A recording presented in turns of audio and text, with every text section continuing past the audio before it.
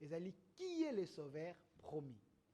Je veux que beaucoup comprennent la logique à l'émission. Cette émission s'appelle Labo spirituel. Alors, nous invitons les gens, au bazana connaissance, bazana part et vérité, pour nous aider. Biso bato, tozo constater. Ndeko fils philosophie là nous, mayo eza awa, que l'église de mon pays est sous la perfusion. Pour ma bé eleke belé. Pétage je continue l'église. Ma soume comme nango liboso ya batu nyonso. Donc l'apostasie continue l'église. Talawa ba ki sezali awa. Ba bikodan na mone ba loprade ba ki se ba ibikap ki pe kosala ordonnance ya sola pesa na bato ba na église ba bika. Yango to bengi mission labo spirituel. Bato to bengi baza mandaté de la part de Dieu. Nous sommes dans un pays laïque. La laïcité oblige chacun à libre et ça nini. Il y a sa point de vue naie par rapport à la croyance, il y a foi naie. Biso dans la bourse spirituelle. Yo peut se sepeli, au bengi biso to yamba yo peut sa part de vérité na yo. Kolo ba tete ngane na yebi non, nous sommes dans un pays laïque. Yo za na vérité na, ba on peut pas na vérité na bango. Bino bozala non batangi passer na biso. Ah musala nzambe no. Yesu tango botanga ga azalaka. Voilà. Évangéliste Junior Ngongo. Avant tout qu'il y ait une question, la question est belle. Parce que vous refusez que le pasteur n'y soit quelque chose à eux. Bazan Nzambe te, Nzamba benga pasteur te. Nana pour se répondre à la question, il y a 5 ministères de la Bible. Prophète, apôtre, évangéliste, ceux qui viennent au boy, ok, pas de problème. Il y a un pasteur ici, évangéliste, voilà ça. Je le salue là où il est. Nangonga ba coronavirus ça, a eu révélation. Abinza m'a pèse révélation pour nous aussi ça malade à coronavirus. Souka pèse solution nini révélation zali ba genou nasé. Donc bocha ba genou nasé bo sambela solution yango na pour coronavirus. C'est une personne Benza mbasa a révélé. Bino bolobe te Kakou Philippe n'a révélé. Comment confirmer que la révélation que Kakou Philippe a, c'est une révélation authentique ou ekogi ko changer l'humanité peut qu'on peut sa salut na humanité. Tant que vous avez un combat, normalement, tant que vous avez un clé, l'église est baptisée. Mutombo, Moïse Mbie, Marcelo Tunasi, Baouti Kasongo, Badio, Pierre Kas, Barola Dalo, Bango Nyonso, Mutombo, tant que vous avez normalement, il faut pas se passer. Il y a une clé à l'église, il y a l'église, pour baptiser Bango, c'est là, vous avez volonté ensemble. À cause de Bango de Congo a avancé à cause de Batouana. À cause de l'église. Nenge apôtre Baki, au lieu qu'on ait Kuluna, na Pascal, qu'on ait volé à portable na Pascal, bato okanga ko apaiser kané ensemble, ba mutombo, ba mukuna, ba voici l'or, okangi op sur pétas, atil ba poali bana loko la samba play. Okangi prophète Denis. Okangi batouana botimo na Kasai. Opposer une question motobi que no Kakou Philippe yenda le sauveur de l'humanité lelo. Sur base de quoi tout ça qu'on s'est basé na. OK. La génération tout Européen, ceux qui sont européens, c'est sauveur de l'humanité, c'est un démon. Tout Asiatique, c'est sauveur de l'humanité, c'est un démon. Tout Américain, c'est sauveur de l'humanité, c'est un démon. Tout temps, Ésaïe 19, 20, ils ont confirmé que Philippe est le sauveur de l'humanité. Autant de messages et appels. L'émission s'appelle Labo spirituel. Je vous aime beaucoup, Bande Wonabiso, mais Bokanga Mutema. Bokanga Mutema. Soza Obelaga. Épilepsie, c'est cardiaque, donc, quand on t'aime. Cardiaque, parce qu'on y met Kakou Philippe. Ésaïe 19, 20, il y a un passage haut. Et ce sera un signe et un témoignage à l'Éternel des armées dans les pays d'Égypte. L'Égypte dont parle ce passage, c'est Afrique. Parce qu'à l'époque, Congo, Zimbabwe, Égypte, l'Éthiopie. Car ils crieront à l'Éternel à cause des oppresseurs. Les Égyptiens, le peuple noir, les Africains, les à cause de l'oppresseur. Les oppresseurs, les faux serviteurs de Dieu, les Mutombo, les Walesa, les Baouti, les Beni, les Dodo Kamba, les Roland Dalo, à cause de Batouana.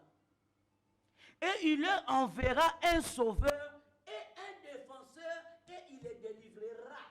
OK. Dieu enverra aux Africains un sauveur. Un sauveur ne veut pas être qui manque, je suis désolé, qui manque déjà mort dans l'enfer. Un sauveur, c'est Kakou Philippe. Et on est une zambatini pour la yosa pour la namosa la télé pour la yosa la sauver. On est obligé au quoi de mon savoir Kakou Philippe. Et on la parole dit là où un, deux, on va s'angani Ok. La parole dit là où un ou deux, basangani autour, il y a parole, qui est la révélation, Yesu Masi Yazakati na bango. Église lelo, comme lango, ezali église homo sakolika ko Philippe Basako Tambola. So on continue à église ko la ACK, opposer question, na passé mukuna, basako sangana autour ya nini. So comme basako sangana autour ya Bible. ACK ezali cimetière ya Goligo. ACK ezali nécropole ya Satan. So côté pas Mutombo, opposer question à Mutombo. Bozo obtenir église, bozo ko sangana autour ya nini. So que biso le nom d'obtenir église, tout ça ko sangana autour ya Bible. Yende que Mutombo a serviteur ya Satan. So que pas barouti grâce au je suis désolé, autant il y a comme Jésus docteur. Jésus docteur. Ça c'est la sorcellerie. Révérend Barouti. Docteur Jésus a été na 20 mai à automona batubaya babika. Non, je suis désolé. Oui, c'est nous qui avons la continuité à parole. Il y a aussi la continuité à un cadavre. Un prophète qui est déjà mort, ça continuité à un cadavre. C'est l'esprit des morts. Normalement, dans le capisso, M. Barouti, il faut y aller au capisso, appeler sa bâclée à l'église, donc baptiser pour la sauver. Donc, le peuple. On est comme imposition. Non, ça c'est la. Bino boyena dictature en église. Oh, sont ligne prochaine, on a la sauver. Il faut le avec amour pour la sauver. Pensa micro na yo. Ok. Pourquoi ils ont kata boy? Mais ils ont kata tes animaux. Loba ils ont que. Le peuple de Dieu, il faut pas tambola na mosakolika ko Philippe pour une vision sika parce que prophète et messager aya côté la Bible était. Tout prophète qui vient prêcher la Bible c'est un démon. Tout prophète messager ou ça ko ramener peuple de Dieu quand il y a Bible c'est un démon. Le lot ton niveau de sanctification. Tant que tu prêcher koto peuple de Dieu sur sa masumu, il faut confesser publiquement. Est-ce que Barouti Kassouras a confessé publiquement? Est-ce que Mutombo a Mukuna a vu Soy a été dans le bois à 6 000 Oh Dieu merci, peuple de Dieu, il faut la sauver. Est-ce que Mukuna a voici l'homme va confesser publiquement? Est-ce que Roland Dalo a confessé publiquement? Est-ce que Atoms a confessé publiquement? Les lois qui ont confessé ma soumuna publiquement, ils ont c'est bon, on parle. Pas de problème. La confession publique et ça commandement du Seigneur. Ce qui ont sali kobo lelo obimina mwasi batabala nzamba kolumisa ondengeni. Mosakolika ku Philippe babi ce qui ont bimina mwasi bato abala pon nzamba limisa yo kosala ndengeni. Il faut que nous senga pardon na mwasi obala na mwasi no ndako. Ensuite des témoins OK kosenga pardon na mwasi no bima okosenga pardon na mobali ya mwasi wana obimaki na ye. Et ce que militaire, ce que ça m'a amour, ce que Bétio Massas. Oh, Kakou Philippe, attendez, ça devient terrible ici. Kakou Philippe oblige, laisse ce micro, sentez-vous à l'aise, c'est bon. Kakou Philippe oblige aux gens que ceux qui ont bimaki na mwasi ya mutu, hein, ben na mwasi ya mutu. Il faut qu'on confesse publiquement. OK, pas mutu, on yebisi, moi na papa. C'est ça la vraie confession selon vous. C'est le commandement du Seigneur. Si on dit que nous avons dans la chambre, est-ce que ça mieux? Il faut que nous ressentions pardon. La confession est publique. Si on il faut confesser publiquement devant le peuple pour nous la pardonner. Ceux qui ont ça la montée au Koufi, au Kélifi. Merci. Apôtre Blanchard Moussili. Parce qu'il y a des questions, donc c'est terrible ici. Je précise, nous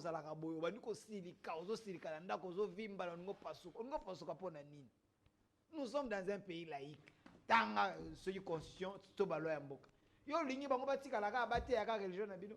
La laïcité oblige à déclarer foi naïe, athée à foi naïe.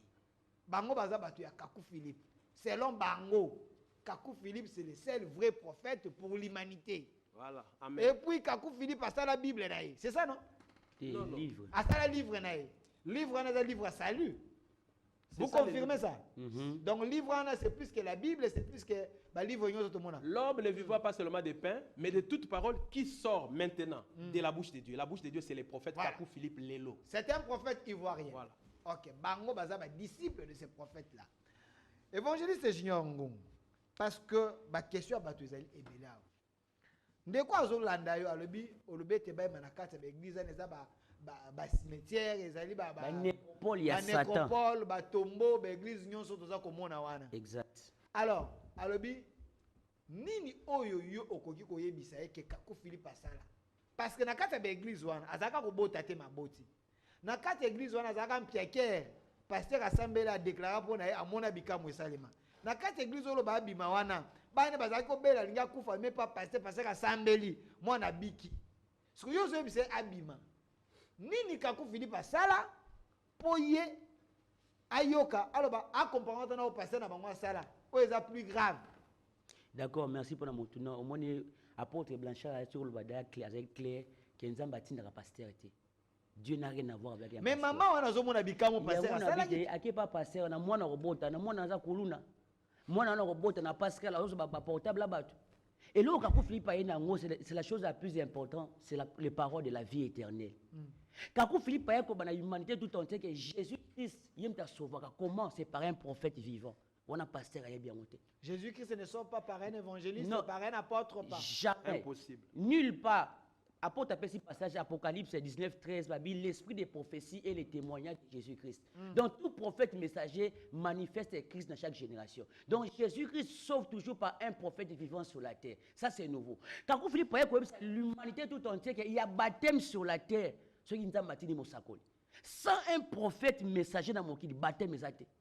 Non, appelle ça Jésus baptême. Il y a qui baptême. Sauf qui baptême l'église catholique, protestant, évangélique, branhamiste, bimanuel, apostolique. Et ça baptême va souko yoka pour que les livres nous brûler calmement. Parce que baptême on posé question dans Acte 19, Paul, Apollos, disciple Jean-Baptiste a posé question de quel baptême avez-vous été baptisé? Posez question dans Moutombo, de quel baptême il a été baptisé. Pose cette question, de quel baptême il a été baptisé. Pose cette question, Roland Dallot, de quel baptême lui il a été baptisé. Apollos, c'est Jean-Baptiste, c'est Paul. Baptême, il y a Jean-Baptiste. Pourquoi? Parce que Jean-Baptiste est prophète, il y a un message, il y a repentance. Donc il y a baptême sur la terre, baptême, il y a solo les lots, au nom du Seigneur Jésus-Christ, pour la restitution par immersion. Libanda baptême à Mosakoli, quand Philippe c'est l'humanité tout entière que Dieu n'a jamais parlé à un pasteur. Sauf dans cette église, Dieu m'a parlé, c'est un démon. Sauf dans l'église, Dieu m'a parlé, c'est un démon. Nulle part dans la Bible, Dieu a parlé à un Éphésiens 4 et 11. Est-ce que dans la Bible, Dieu a parlé à Aaron? Nulle part dans la Bible. C'est la sorcellerie. Donc, ceux qui ont verset, Dieu a parlé à un pasteur. Dieu ne parle pas aux Éphésiens 4. Donc, il y a peur, il y a un échange pour la baptême. Dieu n'a jamais parlé à un pasteur. Dans la Bible, elle n'existe pas. Exact, Apocalypse 29, Jésus a dit, je suis le Dieu des esprits des prophètes et non des pasteurs. Tout pasteur, que Dieu m'a parlé, c'est un démon. Ce que vous avez dans l'église, pasteur, que Dieu m'a parlé, posez une question. En action dans la Bible, est-ce que Dieu a parlé à Timothée? Au second Dieu de Timothée, Dieu de Aaron, c'est la sorcellerie. Oh Dieu de Baruch, c'est Satan. Dieu de Moutombo, c'est Satan. Dieu de Wallace, c'est Satan. Dieu de Moïse, c'est Satan. Dieu de Kakenza, c'est Satan. Aujourd'hui, Jésus-Christ, c'est le Dieu Tout-Puissant. C'est-à-dire, Nzambe à Mosakolika pour Philippe. Libanda Nzamba à Mosakolika pour Philippe. Nzambe, nous sommes au monde. Oh, Nzambe à Seka. C'est Nzambe à Seka. Ça, c'est le porno. Merci, s'il vous plaît. Ouf. Je sais que dans la Bible, Jésus a besoin de race de vipères. Jésus a impoli devant le salut, devant le bico. Des fois, il y a des mots durs qu'il faut utiliser, mais il faut total